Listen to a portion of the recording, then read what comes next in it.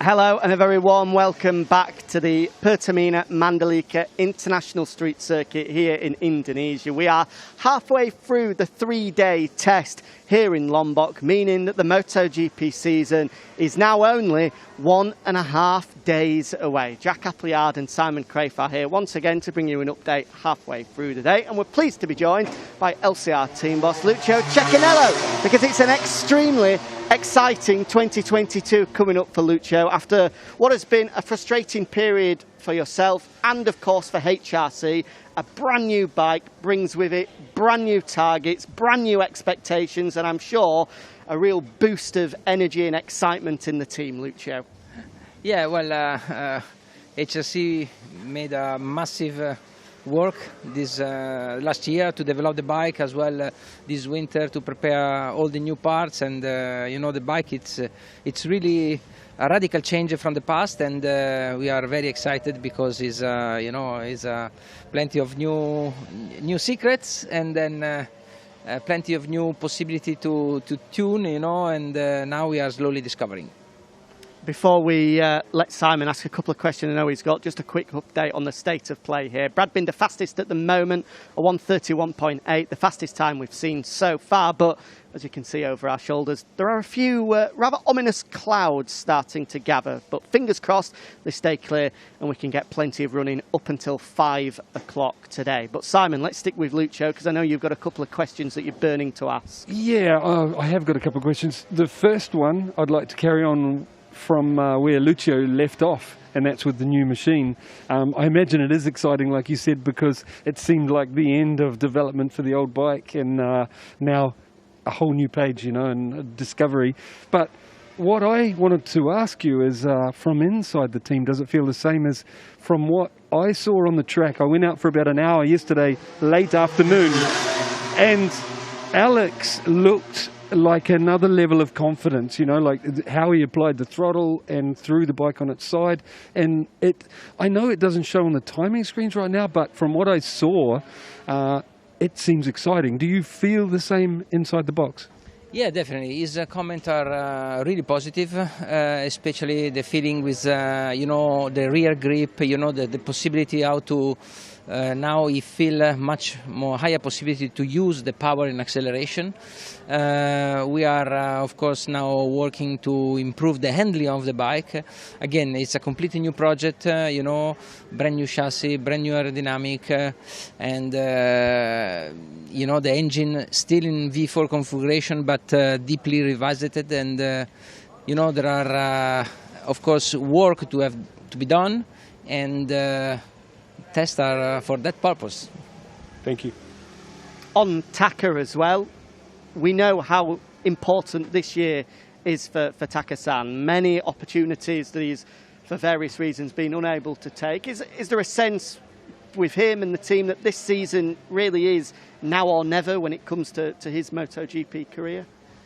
Well, of course, Taka is in his 5th year in the MotoGP with LCR Honda, and of course I do believe that this year it's extremely important for him to prove that he deserves to continue his journey in MotoGP. We fully believe that he deserves to continue his journey in MotoGP.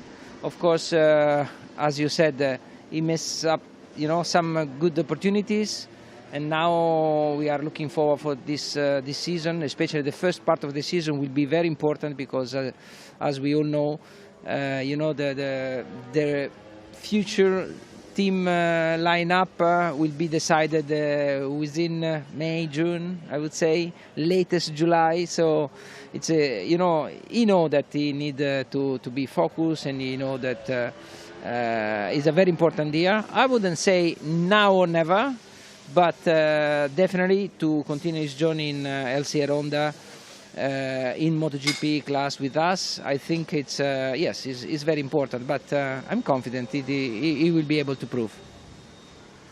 Speaking of team and lineup, what I've noticed looking in your garage, that there's been a bit of a shuffle around. I normally see Christian Bourguignon, Beefy as we all know him, with Alex as crew chief, but he seems to be floating between. Can you tell us what's happening inside the team? Well, you have a good eye. Well, in reality, we had, of course, we made several considerations inside of our team in how we could possibly improve, our work. And then we came up with the conclusion that we definitely needed more brain involved. So we just hired one more engineer. And then we move up the people from their position. So Christophe Bourguignon now is the technical director who watch over both riders, and is the person in charge to, let's say, communicate it with HRC, make the main and direct communication with HRC, and then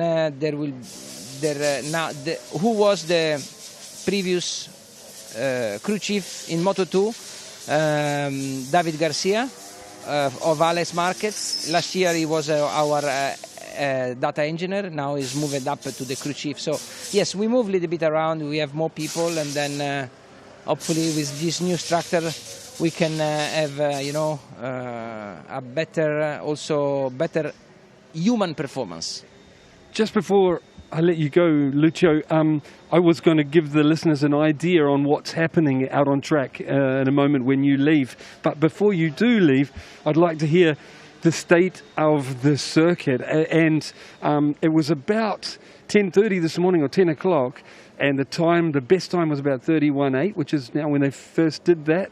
And it's about 4 riders on that. And I saw a lot of things start happening in the garages then, like suspension changes and people trying different wings, and is the circuit at a period now where it is good to test? Absolutely. Yesterday we didn't change so many items on purpose, because we knew that it wasn't worth to make many changes. We wanted to, let's say, to have the track condition in a better shape. Definitely yesterday evening the track condition improved quite a lot. Also this morning, I think the organization have done a massive job of cleaning also last night. So yes, the track is getting better and better, and then the engineers are moving up and speeding up all the testing that they have to do, all the items that they have to test, because of course as you know, when the track condition is not good, is not really worth to change many items. Thank you, Lucio. Lucio, thank you very much for joining us. If I'm right, Argentina 2018, the last time we saw you on the top step of the podium, is that correct? Yes, correct, yeah. So let's hope that after a 4-year wait, we see you back on the top step this year. Finger crossed. Thank you very much. Thank you, Lucio. Thank you. Great to speak with Lucio, of course, being a part of the MotoGP paddock, well, pretty much since it existed back in 2001. A mainstay, a real protagonist, and it's great to hear from him. And as some always. wins himself, too. Top step of the podium. Big time. A great rider in his day.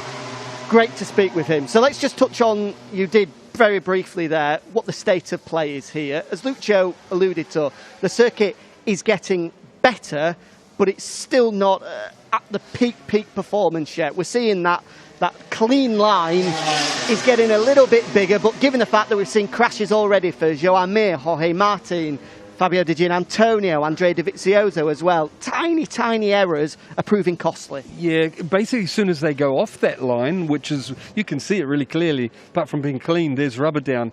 And the thing is, as soon as they get a little bit wide and go off it, they have to stand up and go straight ahead, or fall. So both of those have been happening. So, yeah, a lot to go. I think a lot to go because riders can't experiment with the line. They really can't, You've got to stay on the line that's there. Kind of like riding in the wet and then you get a dry line. You've got to just stay on that dry line no matter where it is. That's what's happening at the moment. Testing-wise, I've seen things like the teams really are trying to get through, like Lucio said.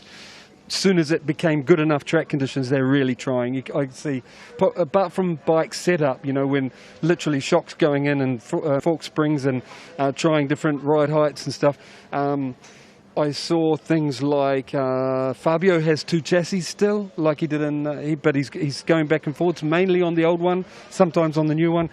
2 arrows that he's still going back and forwards, the Yamaha Aero wings on the side. Then the Honda guys, Marquez is also going back and forwards on the wing.